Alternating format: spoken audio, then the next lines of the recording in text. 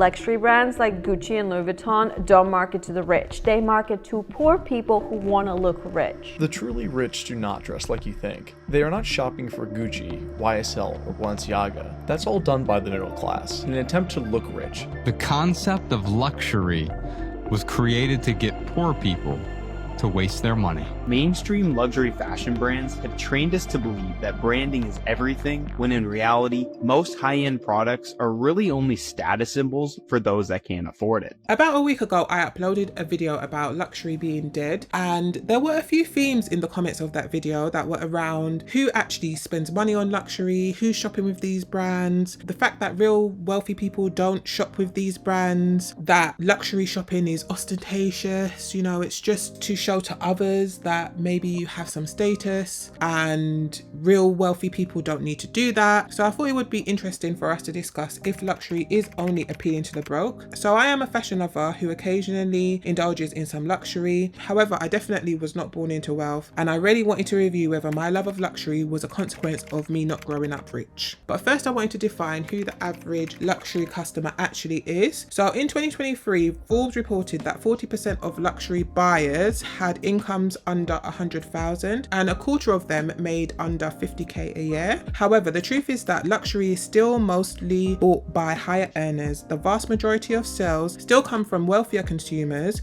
The top 20% of earners make up almost 80% of sales globally, and although luxury sales in recent times seem to be on the decline, top-end consumers are now 2% of the total luxury consumer in the world and represent 40% of the market and growing. Luxury brands continue to target high net worth customers with high levels of disposable income. I have seen a few comments around, you know, the marketing from luxury brands is very gaudy, even some might say tacky, you know, very over the top, and this kind of marketing is definitely not for rich people or wealthy people. This is to appeal to the poor, to make them feel as though they have to have what's being advertised in order to have the status. I don't necessarily think that this perspective is completely unfounded. I definitely think that some luxury marketing does target status conscious consumers, customers who connect luxury branding to a life that they want to live. But if the general consensus is that the majority of people buying luxury are higher earners with more disposable income, what is the focus on the poor? So in the conversation about who is shopping luxury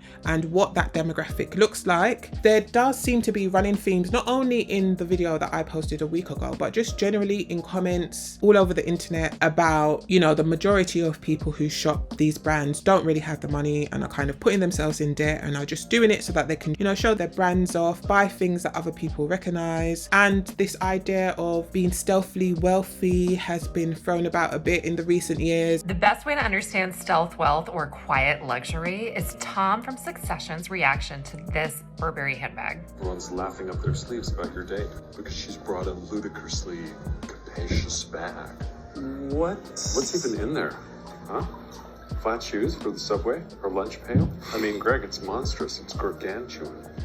You could take it camping. You could slide it across the floor after a bank job. These are the differences between the ultra wealthy and everyone else.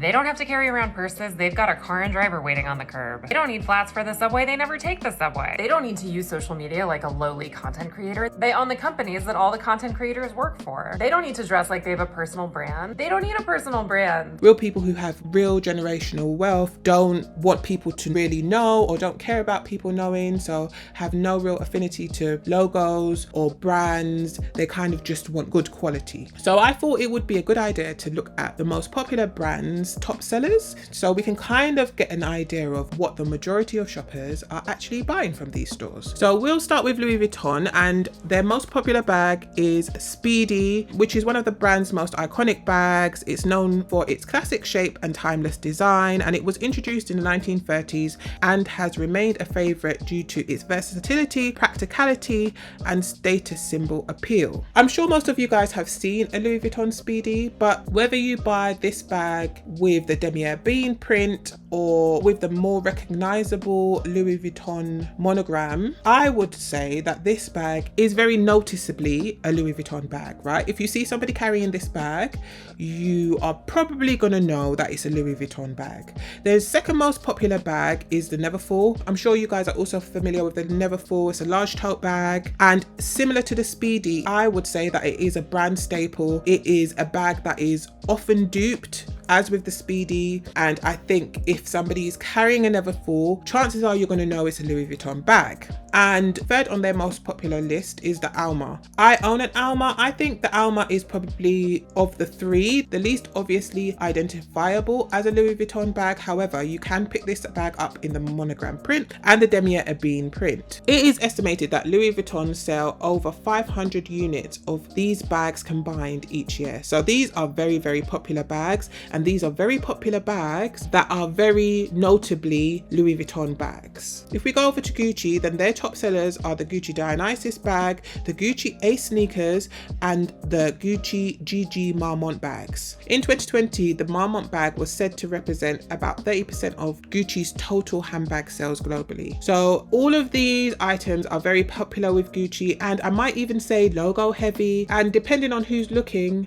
gaudy, right? So next in line is Chanel, and to probably nobody's surprise, the most popular Chanel bag that is sold year on year is the classic flat bag. And again, similar to all of the other items that I have referred to, the classic flat bag is very, very Chanel coded, right? If you see a classic flat bag, you're gonna know that it's a Chanel bag. I think it has been made popular by Chanel, this style of bag, and I don't think anybody's gonna be confused by what brand this bag is if you were to walk into a room with it. So at this point, we know that the majority of luxury shoppers are higher earners with more disposable income, and what they're buying most are items that are staples for the brand, items that are easily identifiable as luxury and aren't very ambiguous. So is it unreasonable to consider that at least some of these gaudy logoed items are bought by the wealthy? In most Western countries, a household income of 100,000 puts you in the top 1 to 2% of earners, which means that about 98% of us have an income less than 100,000. And so if we refer to the stats that we reviewed earlier, about 98% of the population account for just 40% of the global luxury spend. So where does this idea come from that only people who have less disposable income are buying luxury fashion? So I really enjoy social media. I love making videos, guys, but there are a few things that I actually don't really like about social media, and one is that it really creates bubbles. And so you can watch one video of somebody doing a luxury unboxing and get recommended 100 others, and so it is really easy to fall down a wormhole where you are basically being shown luxury creators doing unboxings, buying all the things all the time, which I think is something that doesn't actually reflect reality. I think the reason why luxury content gets lots of social media attention is because in real life, the majority of us are in the 98%. Maybe it's a lifestyle we aspire to, or is one we indulge in every now and then, but social media will easily have you believing that you are an outlier.